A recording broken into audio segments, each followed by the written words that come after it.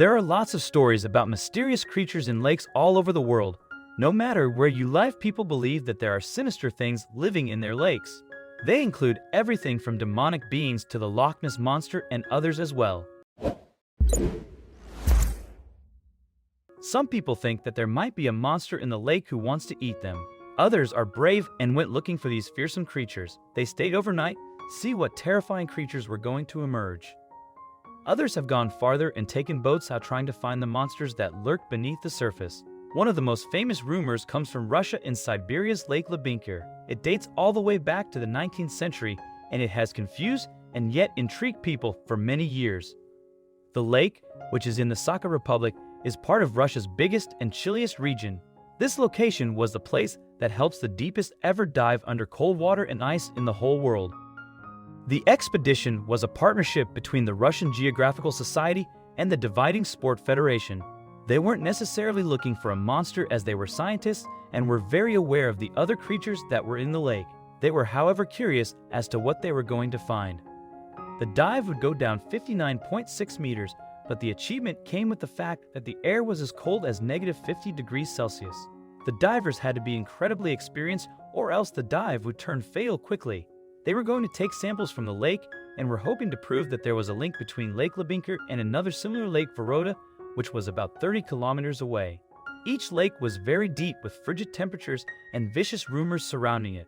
They decide to release a statement right before the trip. Apart from plan to set up a new record for under-ice diving and to perform scientific research, the participants of the expedition want to check those legends about Lubinka Sky Church. The Lubinka Sky Church Devil, a huge monster supposedly living in the lake. Dmitry Schiller, one of the most experienced divers on the team, also released a statement right after the dive. We are familiar with the works of the scientist Viktor Tverdokhlebov, who in Soviet times gave credence to the monster claims about Lubinka Lake. And of course, we did think about that monster when we did see mirages there, something like moving islands, but all of us know that it is a common thing in any northern area with lots of ice and snow. So, it is not something special about Lubinka. Their deep dive into the lake inspired many people to believe that they saw something in the lake that could have been somewhat related to the rumored monster, and as more details about their dive emerged, even more theories about this potential monster surfaced. Some people thought that it was a dinosaur. Others were sure it was the devil, and the more sensible ones thought that it might be a species of undiscovered deep-water fish. My pictures show what we saw: dogfish. Alexander Gubin said, who was the lead diver of the Lubinka trip and president of Vologda Regional Diving Federation. In fact, I photographed these dogfish not far from the bank in Lake Lubinka. It was not deep there either. Maybe 4 or 5 meters. We were just exploring the area near the banks together with another diver, Maxim. The dogfish was about 1.2 to 1.3 meters long. It is quite big for a dogfish, but almost all of the species in Lubinka are of the size. I saw 2 more fish like this, the depth of 10 to 12 meters. These were the biggest creatures I met in Lubinka, but I know that salmon trout fish can be found there too, and this fish can grow up to 2 meters. I presume some big salmon trout fish could have confused the locals, and this is where the rumors about the monster are coming from. Salmon trout is a very strong and active fish. It can actively move in the water and even jump a bit. I believe looking at it from a distance, one may well think something really huge is moving near the water surface. Many people wondered if this was what the monster was. Perhaps it was a species of a dogfish that was not actually discovered, and Gubin had seen it with his own eyes. Gubin, however, was quick to discredit such a thing. We did not see anything big in Voronezh either. I am aware of those stories about the monster, but I am a realist.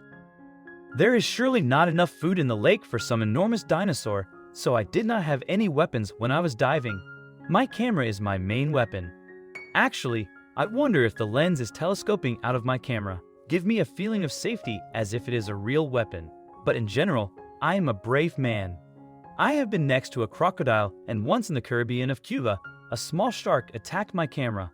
When asked more about it in the press, Gubin went on to explain just what he had seen and explored. The lake is 14.3 kilometers long and 4 kilometers wide and averages 52 meters, but has an unusual underwater fissure, which reaches down to 80 meters, some 5,000 kilometers east in Moscow is in the same district of the Sakha Republic as Omnicum, known as the Pool of Cold, the world's coldest human settlement. Reports about the devil or monster date from the 19th century and gain credence from a trip by Soviet geologist Tred Doklobov to the lake in the Stalin era. He wrote of the devil, "There have been all sorts of hypotheses about what kind of creature it could be: a giant pike, a relic reptile, or an amphibian. We didn't manage to prove or to disprove these versions. We managed to find remains of jaws and skeletons of some animal." Associate Professor of Biogeography Lyudmila Emelianeva recorded several seriously big underwater objects with some readings on a trip to Lubinka. She is not the only researcher to have done so. Lyudmila's account of the lake monster had been all but forgotten until she was brought up again in Gubin's interview. Once her interview surfaced, people were even more convinced that there was something unexplainable in the lake. "It was our 4th or 5th day at a lake when our echo-sounding device registered a huge object in the water under a boat," she said. "The object was very dense, of homogeneous structure. Surely not a fish nor a shoal of fish, and it was above the bottom. I was very surprised, but not scared and not shocked. After all, we did not see this animal. We only registered a strange object in the water. But I can clearly say at the moment, as a scientist, I cannot offer you any explanation of what this object might be." The readings were repeated, and she became convinced there was more than one large living object in the pure waters. "I can't say we literally found and touched something unusual, but we did register with our echo-sounding device several seriously big underwater objects. Bigger than a fish, bigger than even a group of fish.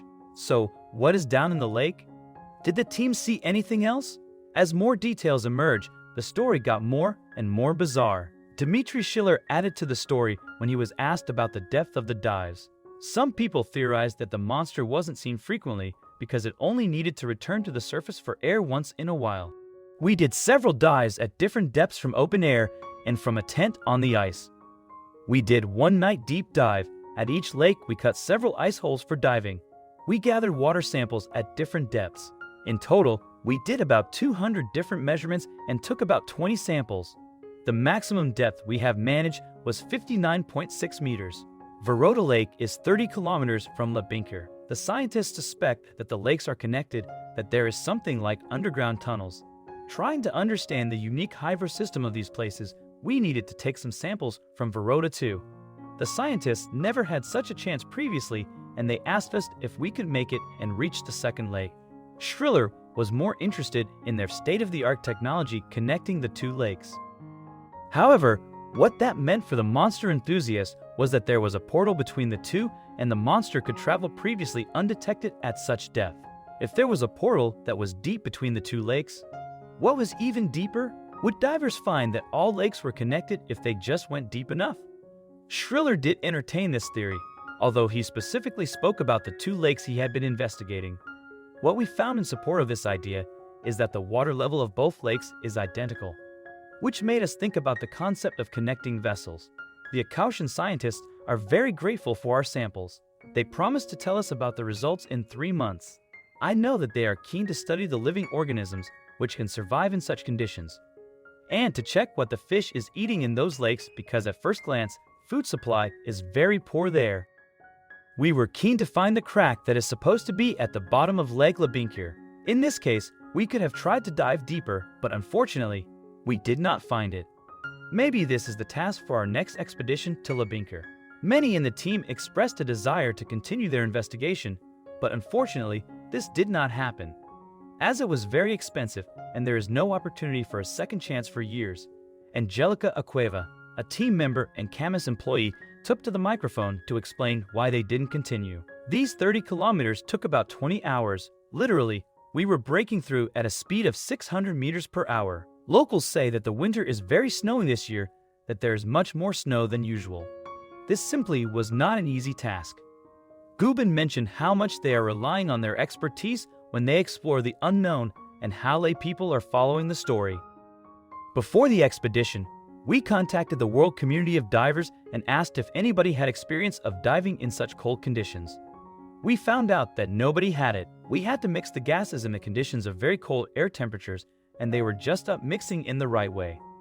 So when somebody is asking me if we met that Lebinker monster, I am saying mixing those gases was my monster, and it was a real one. My mistake in his mixing would have led to somebody's death. We trained in the cold White Sea and managed to go down to 80 meters. There were always some difficulties, but we managed well. During dives into Lebinker Lake, there were no emergencies, but the atmosphere was disturbed. All of us were. For example, once the hoses became entangled, once the wind was so strong that it nearly carried away the tent above the ice hole. I hope you liked this video. Please give us thumbs up, share it with your friends and family, and subscribe to our channel. Also press the bell icon to never miss the update from our channel. Thank you.